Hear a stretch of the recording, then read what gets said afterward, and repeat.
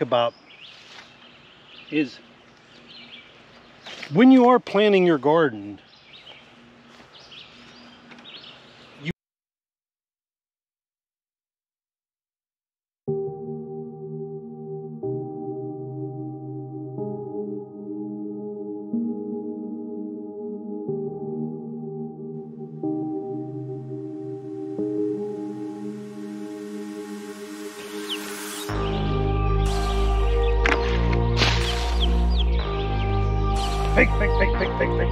fake.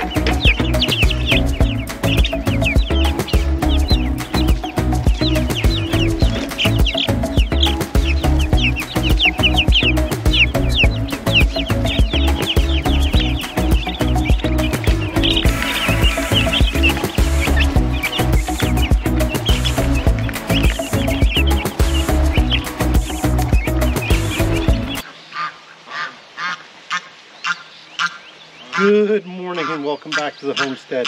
How are we doing today? There's another beautiful sunny day here in central Pennsylvania. It's a little chilly this morning. It went down in the 40s, but it's supposed to get up in the 80s again today. So I got all the animals fed. All we got to do is do some watering, and then I'm going to go get some breakfast, and then we'll get the day started. So like you see here after breakfast.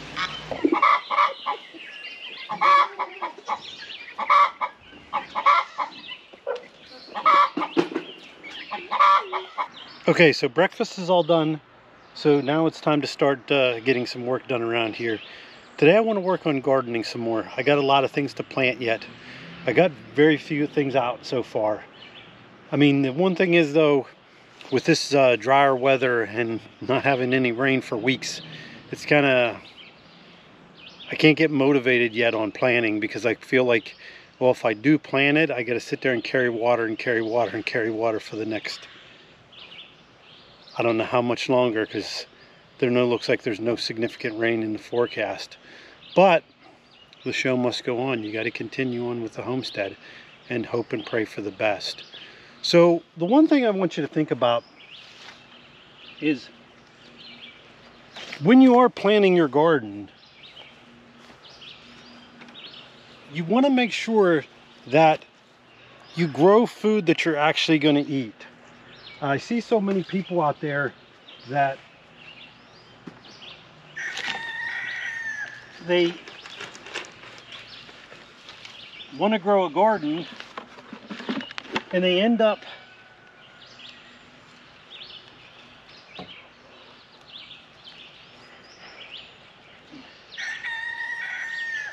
planting things and then trying to give it away because their family just doesn't eat it.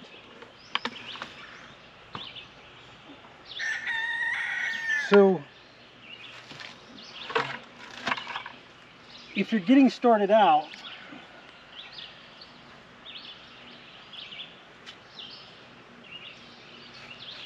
and you're wondering what to plant, I suggest the first thing you do is look like what grows well in your area. You know, you don't want to be planting something that is difficult to grow in your area whenever you're first getting started out. You want things that are going to grow like weeds, things that grow that you just put in the ground and you don't have to worry about them. I know, like, my wife likes great big cucumbers for her salad. But the thing I find is a lot of times the bigger cucumbers are more difficult to grow than the pickling cucumbers.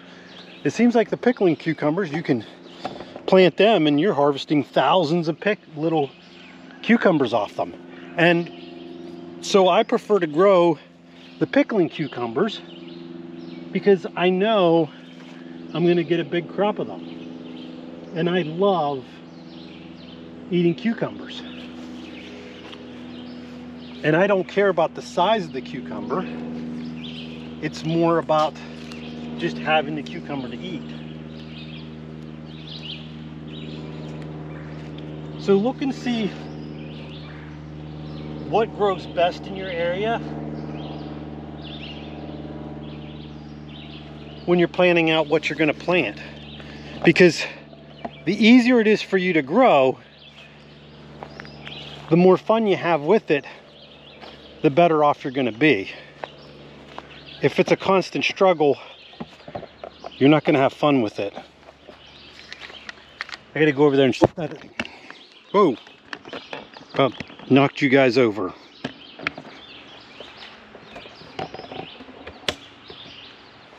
I got to go over here and shut up this one first.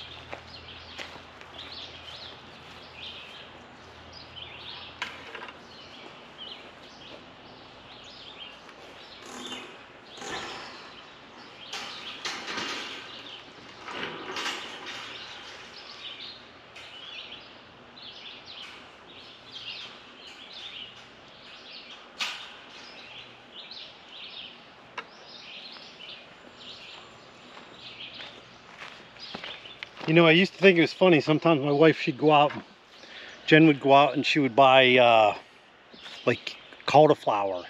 And we don't eat cauliflower. I do, but she won't. So I always thought it was funny is she would buy cauliflower to plant in the garden, and then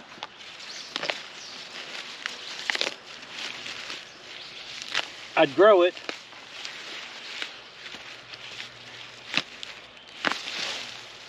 I would eat it,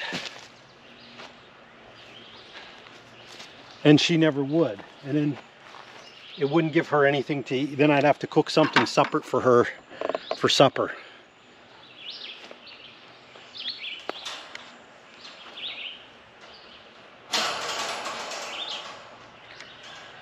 So the number one thing when you're growing a garden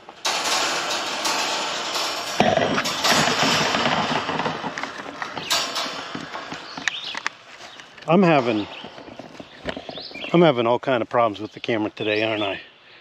I'm just gonna knock you guys over all day. You want to make sure that you grow something that you're actually going to eat. You don't want to plant things that are just going to go to waste. Now, like I said though,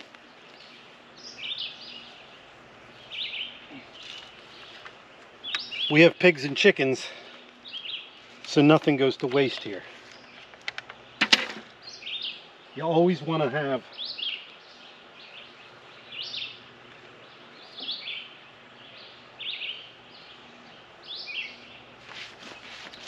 I think those are two must-have animals on a homestead, is pigs and chickens. So that way you always have something to throw the animals to. So while I'm down here, I think I'm going to go ahead and grab up some of these strawberries for Jen. These are her strawberries.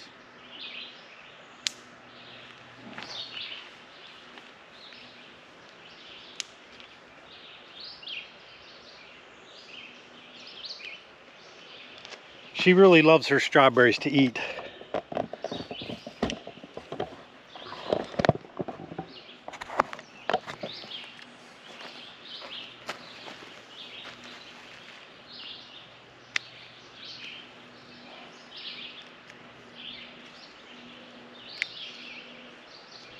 So you can see they're starting to shoot runners out everywhere. And hopefully next year that this whole bed here will just be covered in strawberries. I want them in here as thick as possible, the whole bed here where we can't really plant anything else. That this will just all be strawberries.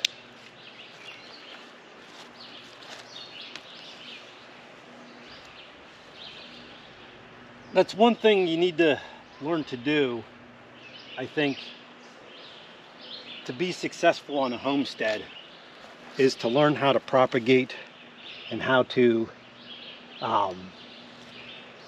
produce your own plants.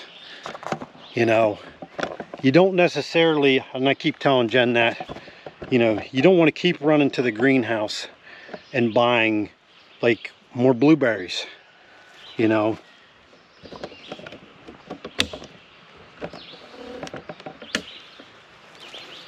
I think one of the keys to being successful is that you want to be able to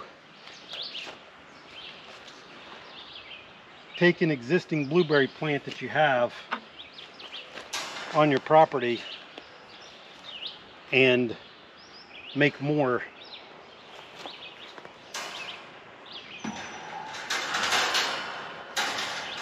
I mean,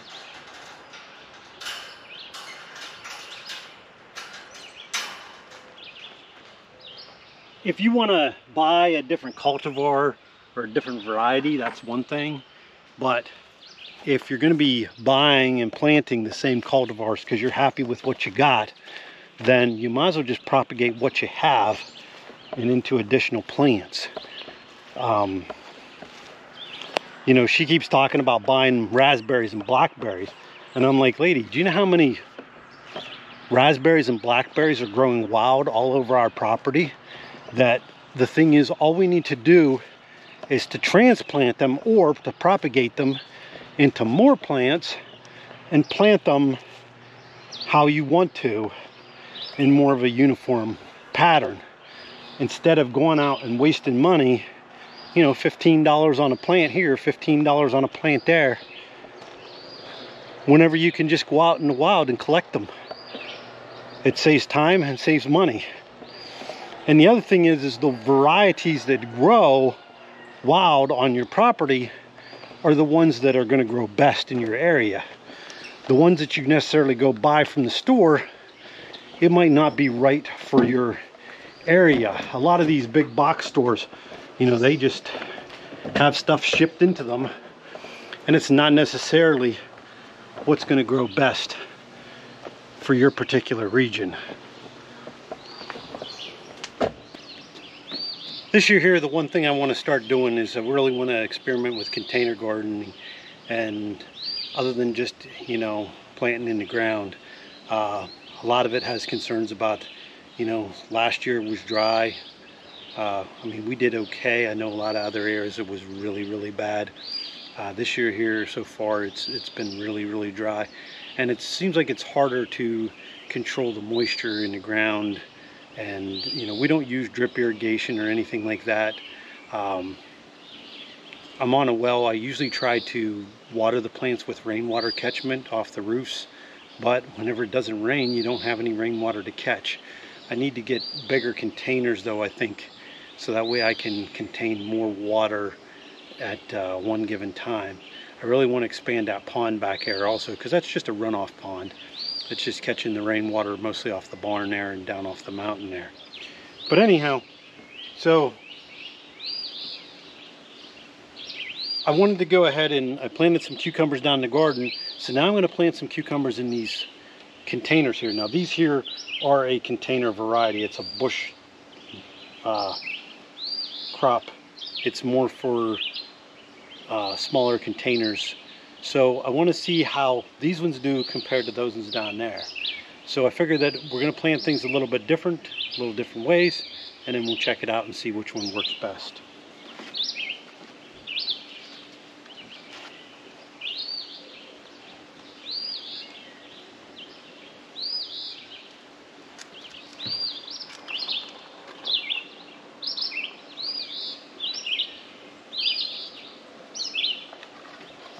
The one thing I do like about the containers, especially with this year here, you know, we keep having these cold nights here and there.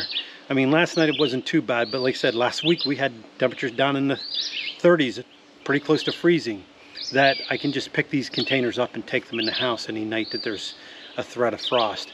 Whereas you're out there trying to cover your tomatoes, and sometimes it works and sometimes you don't get them covered quite the right way, and you end up losing them to frost. And that's a lot of work that you have up to this point, and then to lose it to a frost is not always happy. Now I did want to show you here, if we got time here, we'll head up to the other garden. All those tomatoes that frosted off, actually, I think because of that black plastic, that it saved the bottom couple inches of the plant, and they're all regrowing. So they got new shoots flying up every which way. So I didn't quite lose all them. But as you can see over here, you know, I started this tomato. All these tomatoes were bought at the same time. Now there's one up at the garden that's about that size, maybe a little bit smaller. And then look at that one there that I put in the container as soon as I brought it home. I mean, it's already got blossoms on it. And I should be having tomatoes here soon. So we're up at the other garden now, and I wanted to show you here real quick. If you look down here, see how this all frosted off, and this is starting to grow back. That one there frosted off, and that one's growing back. This one over here, it is growing back, and it's actually growing back right there and right there. So the frost must not have been that heavy. I'm still not sure how this plant here didn't frost at all. It's kind of strange on how it did that. Well, that's about all I have time for today. So I got some other things I got to work on here. I got to head into town and grab some supplies.